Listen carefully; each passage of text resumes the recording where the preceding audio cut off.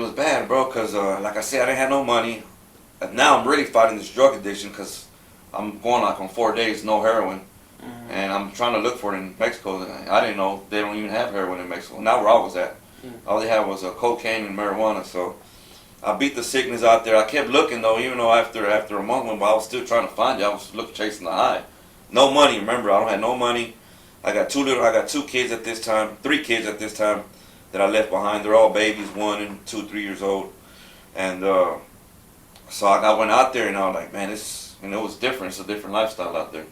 Frank, let me ask you something. When you were out in Mexico, did you fall in love out there? Did you find anything out there? Did you... Relationship wise, no. No? Well, no, I was still worried about part. How was your mind frame at that time of your life? Did you ever think you were going to come back? Did you think you were going to come back? Nah, I honestly didn't. I thought I was going to get either shot or killed out there because of the way I was still... So you were out there still... Fucking up. Yeah, I was fucking you were out there still doing what you did over here? Over here, yeah. Bang, banging, doing all this shit. Wow. I turned up the neighborhood that I was from in Mexico, and I just left from... I just came from out there. So y'all can look at my old videos. Y'all can see, but some of the dudes that grew up in the hood where my mom's from, because it's a pretty rough neighborhood over there also. So, we're kind of 10 years... To me, we were like 10 years advanced to them with the music, with the gangs. The hair, everything. So when I went over there in 2000, they were still stuck in the 90s. I went in 2000. Mm-hmm. They were still like in the 90s era. I went over there and I'm back on this gang shit. So, Mexico's a little different. But, yeah, I went out there, man. I was fucking up still. I was doing things I wasn't supposed to. I could have got arrested over there a few times. I got stabbed out there once. Went to the hospital out there in Mexico. And, man, it was bad out there, man. I wasn't listening. I was still... And this is around the time the sectas have started to form out there, or no, there was no cartels yet. No cartels. Now where I was at, we're too deep into Mexico. Okay. Maybe in the borders or okay. Yeah, they were in the borders, I'm sure. But I'm deep in there. You remember Sammy? Sammy, he did the same thing and took off. He disappeared. Never heard of him. It's crazy. I mean, that's crazy, man. So this time you're in Mexico. You're fighting my case. You're about what, 20 years old? I'm 20 years old. 20 years old. You're fighting my case, a murder case. You're fighting a case. So you're out there in Mexico. You decide, you get tired of it. I got tired of it. You say after a year, they're like, well, my lawyer got tired. Well, not my lawyer. Well, he got tired too because he felt like we were wasting his time. 10 months that went by, and he wants the money like any other lawyer. And the DA that he was speaking with this whole time, trying to give me a good sentence, and I'll come back. They weren't trying to work with me. They were trying to give me. They wanted me to turn myself in for 15 years. That was the low they would go. I said, I'm not doing it. So time kept going by, and the lawyer called me one day. He said, hey, Frank, I got some bad news. Well, I got some good news. I got some bad news. You take it how you want. He said, the bad news is the DA's tired of messing with you. They don't want you to make a decision in the next 2 weeks. You come back, we're going to give you 10 years. If you don't turn yourself in these 2 weeks at this date that she's going to give you, just stay where you're at. When they find you, they'll handle with you then. And my lawyer said, they're going to give you 30, 40 years in. And they catch you. Goddamn. So, I had 2 weeks to decide, man. I'm still broke. I've been out there about 11 months now at this time. And the time's going, I got 2 weeks, man, so the time's going by fast. Everybody flies down there to see me. My kid's mother, my kids, my mom, everybody came down there because they knew how to make a decision. So my mom like, what are you going to do? I got your back. Whatever you decide what you want to do, I got your back regardless. So then I thought about it. I said, man, my lawyer, he lied to me at this point. He said, if I turn myself in with that 10-year sentence, good behavior, I'll be out in 3-4 years. I didn't know the penitentiary law, Texas prison laws at this time, so I believe everything he's telling me. Yeah, he's a lawyer. So I'll be out in 3-4 years, good behavior. 5. I said, okay, I'm 20. Maybe I'll come out when 25, 24 years old. I'm still good. So I made the decision to turn myself in. I came back, and I ended up even getting a better deal. Instead of the 10, so, because they didn't even think I was going to come back. The DA, I came back, and they told me, you got to come back on your own. Don't get caught, or everything's off the table. So when you're crossing the border, you're like, how did you cross? It's a 50-50. If I get caught, I'm sick. No deal. I mean, how the hell did you fucking pull that shit off? That's not the way I went over there. I came back. You got to remember, they weren't. I guess they weren't looking at. They weren't really just paying attention at this time. People were just.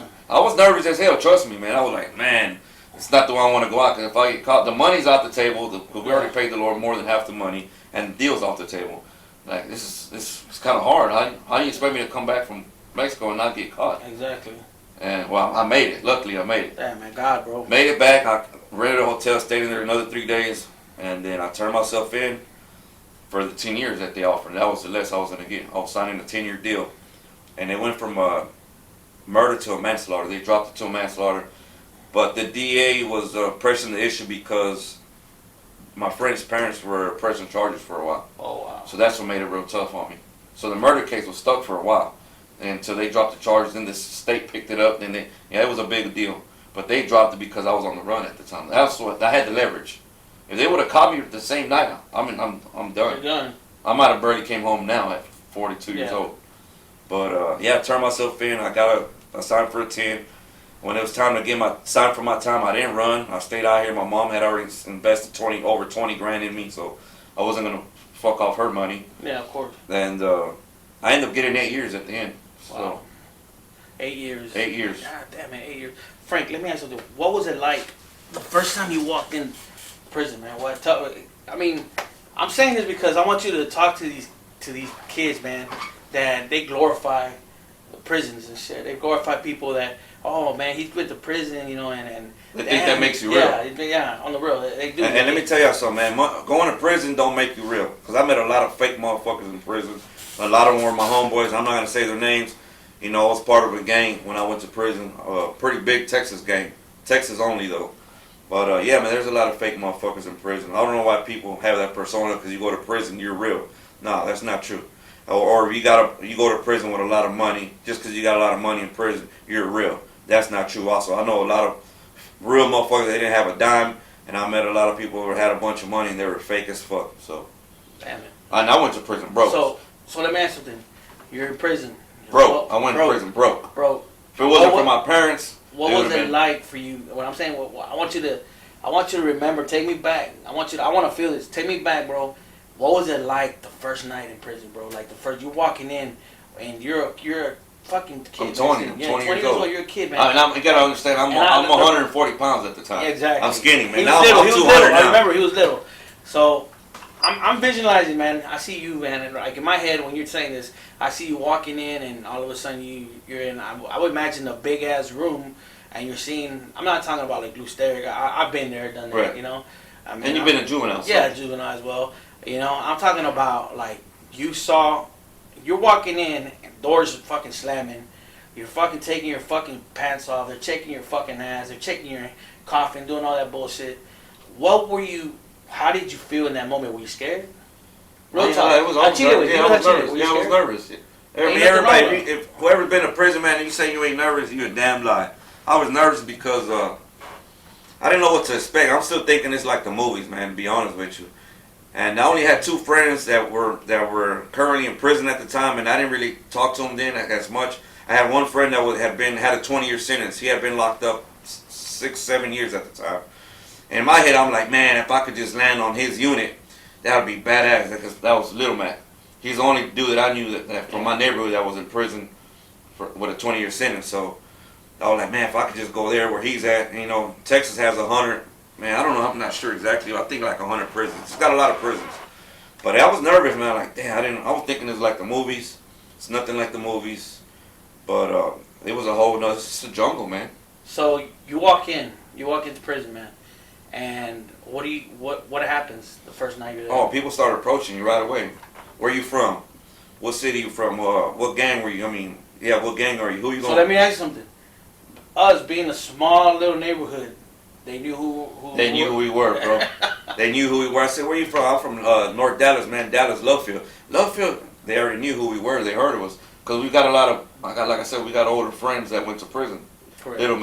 Little Mac made a lot of noise in prison, man. He was known throughout the Texas system. And I'll talk about that later. But yeah, there was a lot of friends that had been in prison that, you know, they put in work, so they made us known. But they still want to know where you from, who you gonna ride with, like what gang you gonna be with. And before I went to prison, my boy, shout out to CP, man. He told me, man, when you go to prison, Frankie, man, whatever you do, don't get in don't join no car. And I didn't know what that was. Like, what's a car? He goes, man, don't get with the real, like the Mexican mafia, Texas. The real those are big Lifetimers, the guys who are doing life and crazy fucking dudes. Well, those are real organizations. Yeah. Like, there's no, oh, I'm gonna get in and then I want to get out next year. No, Yeah. it don't work that way. He said, whatever you do, man, go out there and rep your city, man. Rep Dallas, Dongo Blast. I'm like, all right. So I went out there, and when I got down there, there's a lot of people from Dallas that were there. So I said, yeah, I'm gonna blast. So I got into Dongo Blast. That's Let me ask you something. How did they initiate you into Tango Blast? how do you get it? Like, How did you get in? How did you? I mean, you just. Well, every unit is different. Well, at this time, I went to like a minimum security. Not a lot of people got a lot of time. It's like everybody's trying to act right. It's not a maximum unit. I was on a minimum security with an 8-year sentence on a murder charge. Really, I got lucky. Yeah. But I never been to prison before that, so they sent me somewhere medium where it's kind of cool. Still fights and shit going on every day, but like once you start shanks and stuff, then they're gonna send you to the big boy. But I was there, and you got to fight 2 dudes at the same time, 2-3 minutes. How was that like, man? Like, I mean, you were a scrapper, you Yeah. got down with it, but I mean. But I've never been a good fighter, but I always like to fight. I still like to fight. I know a lot of y'all try to clown me on my YouTube that I can't fight, and I never claimed I was a boxer, but I like to fight. Never said I was good, but I throw my hands. My boy know I'm gonna throw hands, and I hit hard. I know I hit hard, so never said I was a good fighter. I got better throughout time, but I fought. I've always fought, and that's how I got initiated. I had to fight 2 dudes, about the same weight, a couple minutes, and it's over. Then you in the club. That's it. That's it. Same thing that organizations out here, like when we were gangbanging. Same. Well, so the other one's the organization. You got to put in some work. Oh. It might come down to that. So let me ask you something, Frankie. So you're initiating now, bro, and now you're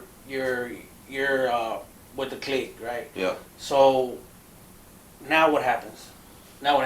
Do they feed you? Do they give you commissary? They put you on your feet, or what? Well, most of the homeboys do. You got some that are some real ones that do that. Like, it's more organized. We help the homies that coming in with nothing. Like I did when my parents would send me money, so I was okay. Thanks to my mom. Shout out to my mom. But yeah, they have care packages. Some of the homeboys would lace you up. This is what the blast is. This is what we do. This is what you can't do. We got rules also. Can't just do what you want. But yeah, they lace me up on the rules. This is how this goes. You can't do this. You can't hang with them. And I'm new to all this, so why can't I hang with them? You just can't do it. Can't do no business with them. I didn't even know you could make money in prison at this time. I'm in there on some gangbang shit. So now I'm finna gangbang some Dongo Blast shit. Like, I'm finna rep this shit hard. Because I want to get known too. I want to build my reputation in prison. Now at this time that you're already rolling with the punches, doing everything. You're still by yourself there? You don't have anybody, like, I'm talking about that I know from from over here? Nobody. Oh, okay. No, I mean, I got a couple homies. There's a lot of homies from D-Town over there. There was not that many, but there was some from Oak Cliff.